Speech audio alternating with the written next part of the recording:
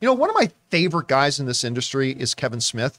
I don't know that there is a storyteller that I would just sit back and just listen to him tell stories about the industry more than Kevin Smith. He's got some iconic videos. Of course, his Superman story is legendary. It's so great. Anyway, he, of course, got Clerks 3 out right now, but he was recently asked if he would ever consider doing something, directing a Marvel film or a Star Wars film. And unfortunately, he said something that we're hearing more and more from various filmmakers around the industry when he basically said, no, I wouldn't do it. And here's exactly what he said. This comes from the folks at IndieWire, where he said the following: "It's a fool's errand. You're going to piss somebody off," Smith told The Guardian. "Fandom is rabid and tribal. When I worked on Masters of the Universe, I took a lot of heat from people who felt like I had ruined their childhood. Going near a Marvel or Star Wars would make me insanely reticent." And then he goes on to talk about the tribalism and stuff like that. And, you know, Rob, this isn't the first time that we've heard a filmmaker come out and say, I would not go anywhere near a Star Wars or a Marvel because simply the fandom has gotten a little bit too toxic. Simon Pegg himself, actually, who was obviously in one of the Star Wars movies, came out and said, the Star Wars fandom is like one of the most toxic places to be. We heard Christopher McQuarrie come out a little while ago. We talked about it on the show when he said, oh yeah, no, I'll never go anywhere near a Star Wars film. That fan base is like lethal. They're awful in many ways. But anyway, Rob, this is in the next film. Not that Kevin Smith was ever necessarily going to be offered a Star Wars film or an MCU film to direct, but just the fact that we've got filmmakers, because for every one that is speaking about it, there's probably 5 or 6 that aren't. What do you make of Kevin Smith's words? Well, I don't think he's wrong. You know, just as my own experience this week, as you know, I've been a vocal proponent of Picard season 3. And everyone's been, and all Star Trek, all old Star Trek, new Star Trek. But I've not been a fan. But so my support of Picard season 3, the trailer drops. Yeah, it's fantastic.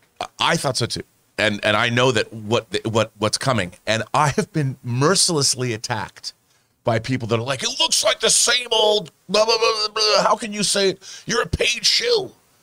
And I'm like, which is redundant. Gosh, and which is redundant. I know, right? Who said that? I mean, you can't even like something anymore without somebody, you know, coming after you. And I understand that, because, you know, making a film, I don't think people understand, you have to put your soul into it. Like for 2 years, you live and breathe, you go to sleep and you dream about what you're going to do in the edit bay the next day.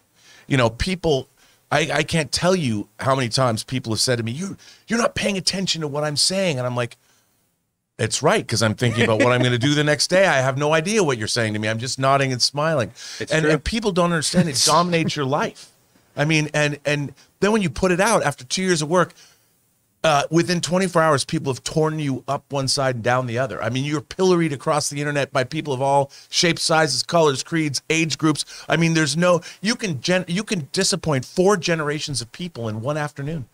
Well, you know, who wants to do that? Here's the funny thing too. It's gotten to the point, and by the way, it is not just Star Wars or Marvel. I mean, it's not just the movie industry either. It's music, it's video games, it's whatever. But they used to be, if somebody, Christian, would make a movie that wasn't so good, you go, oh, well, that one wasn't so good.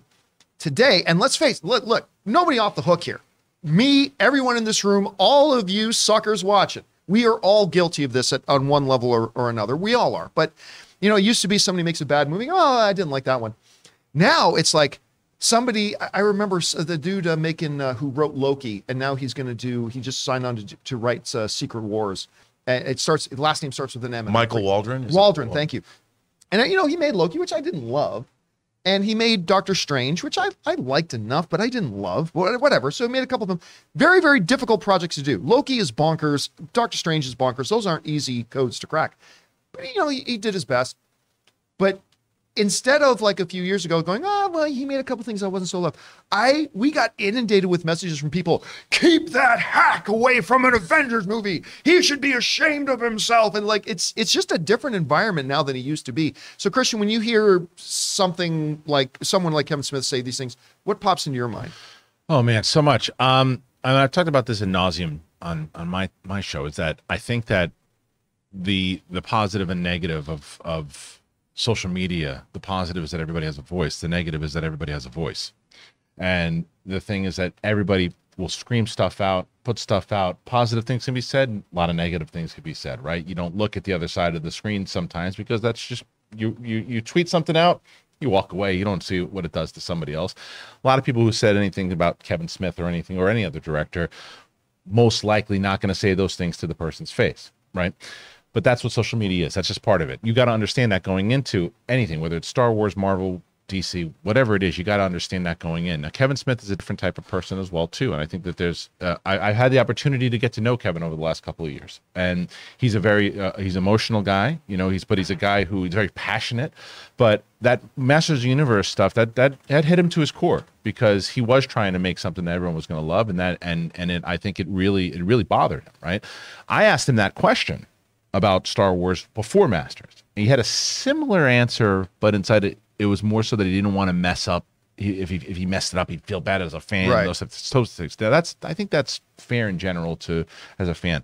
But I do think you look at someone like, let's say, Tony Gilroy, which he's not necessarily directing, he's writing them, but still he's show running it, he's doing all that. He don't care what you think about him. He doesn't give two. And I think that's a type of person that you need to do any of these types of projects, not just Tony Gilroy, but someone like that to go in. Like Christopher Nolan's not going to care what you, not that he's going to do a Star Wars movie. He's not going to care what the hell you think about him. He's going to make his movies. He's going to, good. You like it? Great. You don't? Who cares? That's a type of person that it's hard. It ain't easy. We're human beings. Like, I would never in a million years want to do any of that stuff, because I do look at stuff and go, oh, that sucks that someone feels that way about me. Right. And that's going to happen these days. It's part of the business. It sucks, but it's part of it. And but the flip side is it's almost like a sports. It's like someone who's coming over to take over a sports franchise, whether it's an owner or whatever, too. And they're taking over a team. And if that team starts losing, then that's the worst owner or coach or manager ever. But if that team wins, and that's why these people go after it, is because, but what if I make the good Star Wars movie? Yeah. What if I make the best, you know, not like what Marvel's doing with that humor and everything. What if I come in and I make the best one? Then it's ego. It's part of it. Don't fool yourself. It's ego as well. Well, it's legacy too, because a lot of ego and legacy. 100%. Absolutely, it is. But ego drives legacy. Sure. You know? I like your illustration too of Christopher Nolan, because like I think you were part of this group too. A whole bunch of us were like amongst the first ones to go see. They showed us the first 10 minutes of The Dark Knight Rises, the one with Bane, and they showed it in an IMAX screen. And Christopher Nolan was there. I think there was like 40 of us that were there, and Christopher Nolan, and everybody came out of it saying, we couldn't understand a thing Bane was saying. And Christopher Nolan's like, oh really? Turns the volume down even more. Yes, how's that? Because you're right, Christopher Nolan's just one of those filmmakers that he doesn't give a crap. Anyway, guys, question is for you. What do you think about this? When filmmakers like, you know, a Simon Pegg or a Kevin Smith or even a Christopher McQuarrie come out saying like, look, directors are wanting to shy away from these properties now because of the way the fandom reacts.